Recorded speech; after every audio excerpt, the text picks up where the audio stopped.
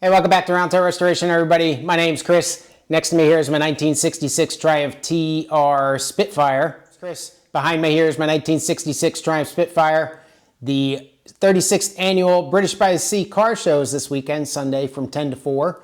So Dorothy and I are going to make the trip. Last year, you might remember, I had a lot of stuttering and all sorts of problems with the car trying to get it ready. Didn't quite make it. Ended up being some gunk in the fuel tank, I think, that got into the jets and gummed it all up. Haven't had problems since, though. She's been out several times, running pretty strong, pretty good. So I've got it up on jack stands. I'm going to go under the car, give it a once over underneath just to make sure there's nothing loose or, any oiled leaks that I haven't found yet, even though it seems to be relatively tight. I still need to adjust the rear parking brake a little bit. It lets the car slide just a touch if you don't really pull up on it.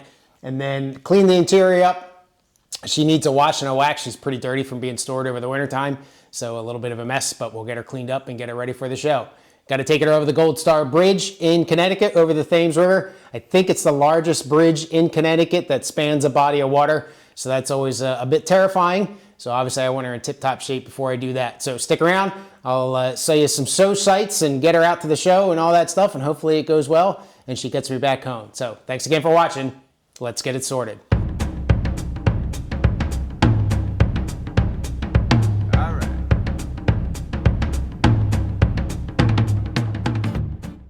Inspection's done underneath, everything looks okay. Pretty much wherever you can have an oil leak, unfortunately I've got one. I think my front ceiling block is leaking a little bit. That's a piece of a pot metal aluminum stuff. I probably stripped that out at some point.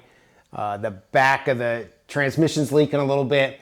Differential's leaking from the front seal a little bit and from the drain plug. I tightened that up, but it's not horrible under there. Pretty minimal. It's more kind of clinging on to everything, but I tried to wipe that up as best as I could. As far as the bonnet goes, I've had problems with this latch up here on the passenger side. Goes pretty tight. I had a bunch of rattles, so I adjusted the cone, I adjusted the latch, went for a drive the last couple times, and the latch would kind of tighten itself up, and now you couldn't get it apart and lift it, so I had to pry something last time, so I lifted the little clip up a little bit to loosen it. I left the cone where it was to try to keep the rattle to a minimum. The boots on the brake and clutch master cylinder are things that are notorious for being a pain in the rear to get on. All they really are is weather protection, but there's like a cutout in the firewall, obviously, where the pedal can fit through, and the actuation, and these rubber boots go on, and they've got a lip on the bottom, and you just really can't get 360 degrees around, but I got the fronts of them, I think. And now I'm going to, the front brake line over here, when I did the brake replacements, the front brake line kind of got twisted. If you imagine taking a hose and you're trying to wrap up a hose or roll up a hose in a hose reel, and it just doesn't want to wrap the correct way, and you got to kind of twist it around, and then it'll fall. Same kind of thing over here. I guess I wasn't paying attention enough, and when I wrapped it and tightened it down, I was not in the rotation of the hose, so I put some strain on where the hard portion of the hose connected to the soft portion. I don't see any leakage. It doesn't look cut or abraded or anything like that, but I loosened that up and spun that around, so now it's relieved a little bit and re-bled that front brake with no problems there, so hopefully that'll hold up. Now I'm going to take the speedometer out. As much as I hate to do that, I'd adjusted that a long time ago, and unfortunately, now it's about 10 mile an hour too fast instead of 10 mile an hour too slow. So I'll take that out, put the drill up on it again, and I'll show you that probably real quick and try to find a happy medium there, and then put that to bed and be done with that. That's such a pain in the rear to get in there, wires all over the place and everything. It's just, old man trying to get underneath the dash where you have no room anyway. It's just painful. So, but otherwise pretty happy, and everything looks pretty solid. Still pretty dirty, but I'll take care of that soon. Obviously got the speedometer here, and if you want like a more detailed video of this, I did one several months, if not like a year or so ago. But on the speedometer, with the exception of serial numbers and stuff, you have a number 1248. 1248, that's the revolutions per minute to spin this thing to give you 60 miles an hour. So I got an electric drill here, brand new battery. You want a freshly charged battery so that you don't get any fluctuations in the RPM. I got a little RPM indicator here, a little cheapo guy that I picked up from Harbor Freight. And testing this drill, it spins at right about 1200 RPM or so. So I've got an old speedometer cable connected to it. You can see it running back there. I'm going to go ahead and connect that up to the drill, spin it up to 1200 RPM. And since 1248 is 60 miles an hour, I'm spinning a little bit slower than that. So I expect it to indicate a little bit lower than 60 miles an hour. So you can do some math real quick, figure out the ratio. And if I've got 1240 RPM for 60 and I'm giving it 1200 RPM, do the math real quick, that'll give you about 96% or 57-ish miles an hour of the rated speed at 1200. So we'll go ahead, connect up the drill, spin it up, and my arm's going to block, I think, if I do it that way. See if we can get tricky here. Oh, and you got to spin the drill the correct way.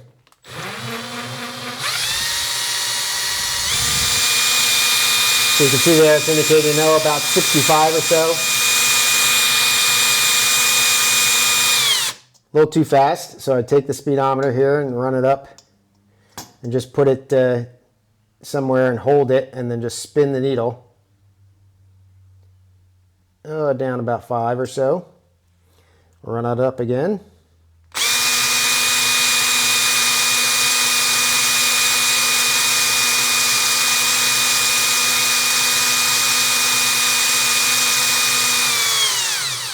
All right, so that looks pretty good. That's about 50 miles an hour or so. So we're going to leave it at that. So I came back about 5 or 6 miles an hour. Like I mentioned, when I hooked up a portable GPS, it showed about 10 over, but I'm gonna call that good. So we'll put it all back together. Or that's the 15 minutes to get it out, half an hour to get it back in, a 3-second job. Hate those, but we'll get it all put back together, get it cleaned up, and get it back in the car.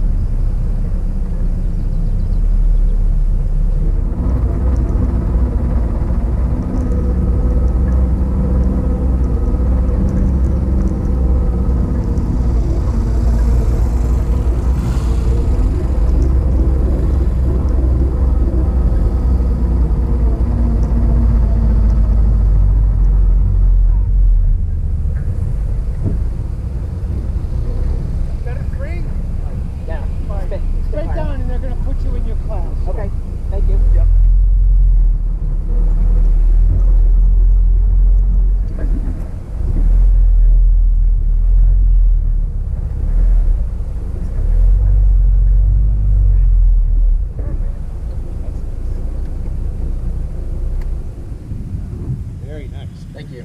Made it over the bridge. Still shaking a little bit. I came the highway the whole way. Did you? I just don't have the guts to do it yet. Yeah, don't go. There's like 9 more rattles now that I didn't know I had. Obviously, I'm back from the car show. I apologize, but I had technical difficulties while I was there. The camera was giving me fits, and I didn't get the footage that I wanted to get while at the show. But enjoy this quick little panorama, and then the drive back home.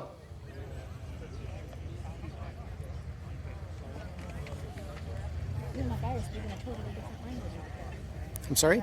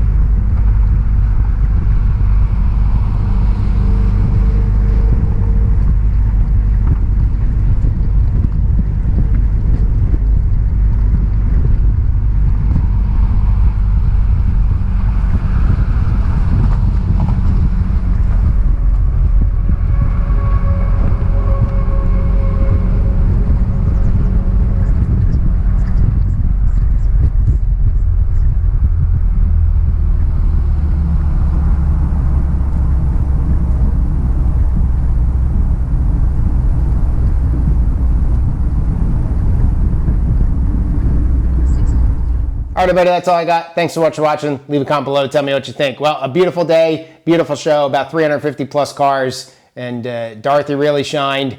She took best in class again for the second time in as many shows as she has entered. If you remember last year, I didn't quite make it, but there was one blue 68 Spitfire that you can see in that panoramic view. That was really nice shape, and that was my closest, what I felt is my closest competition. And when I heard that called for second, I was pretty confident that Dorothy would take home first place again. So a success, and thanks for watching. So have a good rest of your day. Cheers.